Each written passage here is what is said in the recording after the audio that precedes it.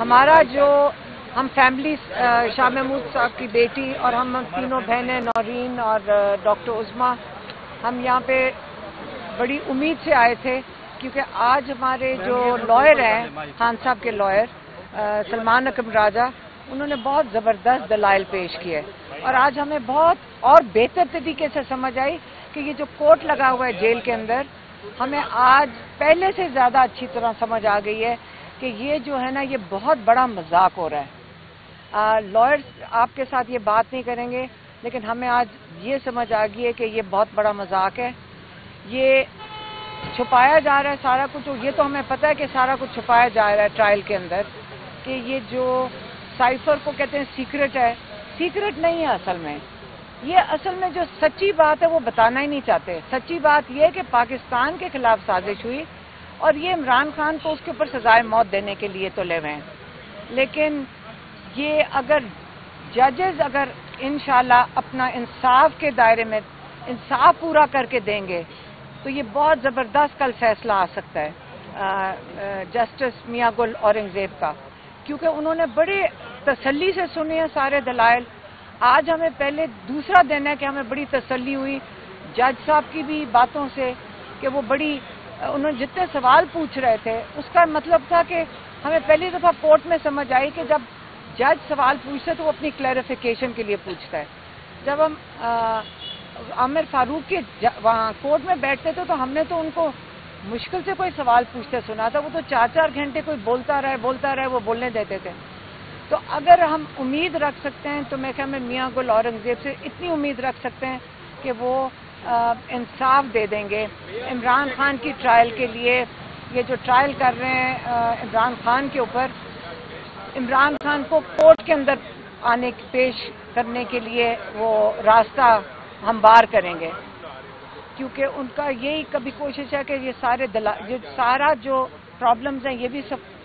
جو سارا جو کورٹ میں جو کیونکہ یہ اتنے بے انصافی کورٹ کے جو جیل کے اندر ہو رہی ہے، وہ یہی چاہیں گے کہ یہ کورٹ کے اندر نہ ہمیں نظر آئے، فیملی کو، آپ سب کو۔ اور میں چاہوں گی کہ آپ سب بھی ذرا مل کر اپنا حق مانگیں کہ آپ کو کورٹ کے اندر پیش ہونا چاہیے جس وقت یہ ٹرائل چلے۔ آپ لوگوں کی بہت سخت ضرورت ہے کورٹ کے اندر۔ میڈم آپ کی خان صاحب سے ملاقات ہوتی ہے، خان صاحب نے کہا نہیں کہ میری وجہ سے آپ لوگوں کو بھی جو ہے نا بھاگ دوڑ کرنی پڑتی ہے، عدالتوں کے چکر لگانے پڑتے ہیں، خان صاحب نے کبھی افسوس کا اظہار تو نہیں کیا؟ نہیں نہ، ہم نہیں افسوس کا اظہار کر رہے، خان صاحب کیوں کریں گے؟ یہ تو ہم سب کا فرض بنتا ہے کہ ہم اپنا حصہ ڈالیں اس کے اندر۔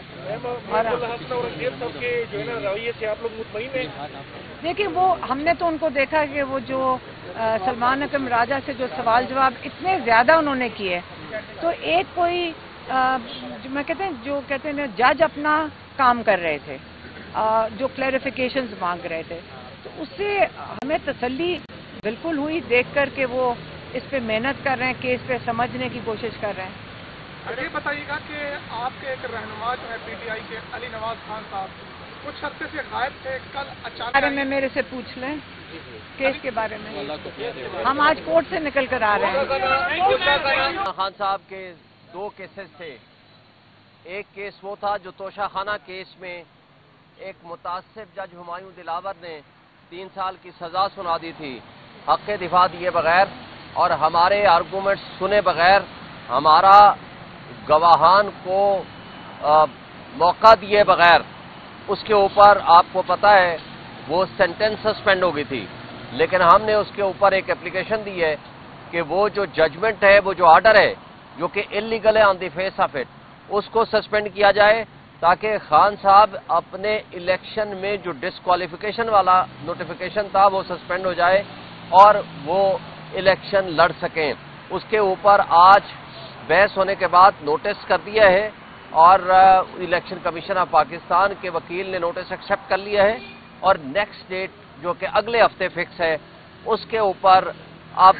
آرگومنٹس ہوں گے کہ وہ آرڈر سسپینڈ ہو جائے تاکہ وہ جو لیگل کمپلیکیشنز ہیں الیکشن کمیشن آف پاکستان کے سامنے وہ ایشو ریزالو ہو جائے۔ اور دوسرا کیس سائفر والا، اس کے آرگومنٹس ابھی جاری ہیں، جس کے اندر بیسیکلی یہ آسپیکٹ ہے کہ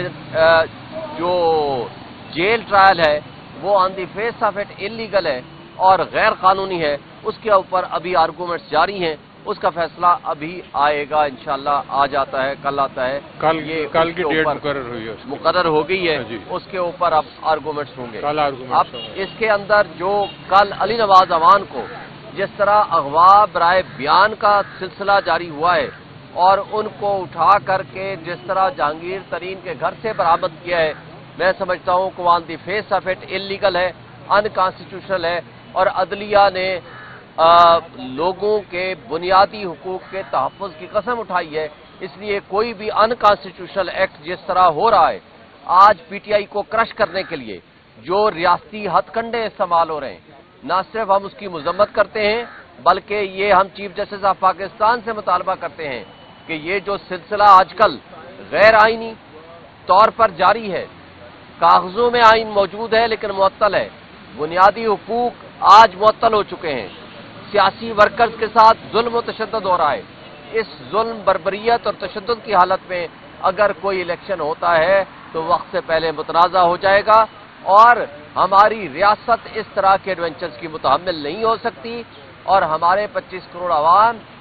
جن کا حق ہے، بنیادی حق ہے کہ وہ فری اینڈ فیئر الیکشنز کے لیے جس کو چاہیں وہ منتخب کریں، ان کے حقوق پہ ڈاکہ ڈالا جا رہا ہے، اور اس طریقے سے ہماری نہ صرف ریاست کمزور ہوگی بلکہ 25 کروڑ عوام کے بنیادی حقوق معطل ہو چکے ہیں۔ تو ہماری خواہش ہے کہ چیف جسٹس آف پاکستان اس پہ نوٹس لیں اور تاکہ لوگوں کو ان کے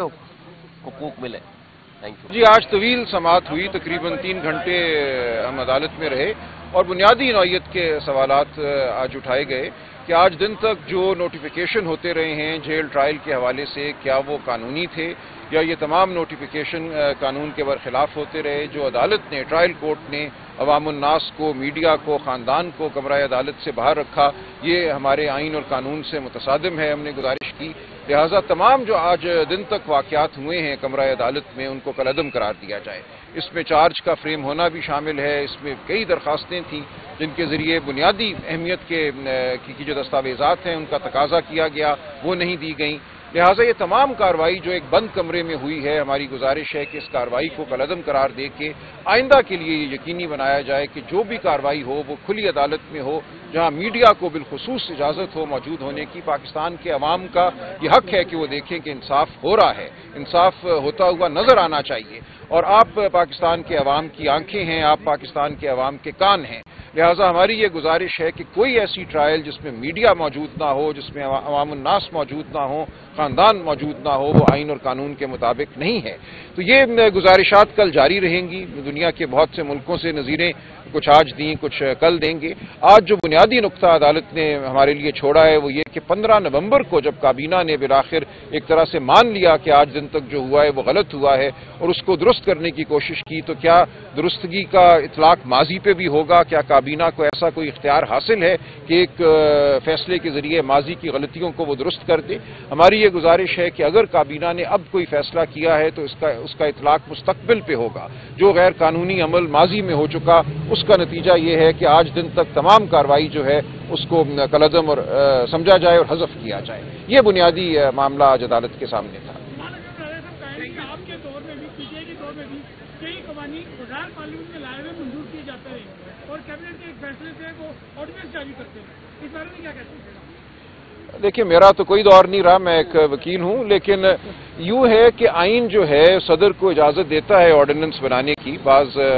معاملات میں اور بعض موقعوں پہ، لیکن اس آرڈیننس کی جو عمر ہے وہ 120 دن ہوتی ہے۔ اس کے بعد اگر اس کو پارلیمان میں پیش نہ کیا جائے تو وہ ختم ہو جاتا ہے آرڈیننس۔ میری نظر میں آرڈیننس کے ذریعے قانون سازی کوئی اچھا عمل نہیں ہے۔ قانون سازی پارلیمان کے ذریعے ہی ہونی چاہیے اور آرڈیننس کے ذریعے قانون سازی ایک ہنگامی نوعیت کا معاملہ ہو سکتا ہے، اس کو کبھی عمومی نوعیت کی قانون سازی نہیں سمجھنا چاہیے۔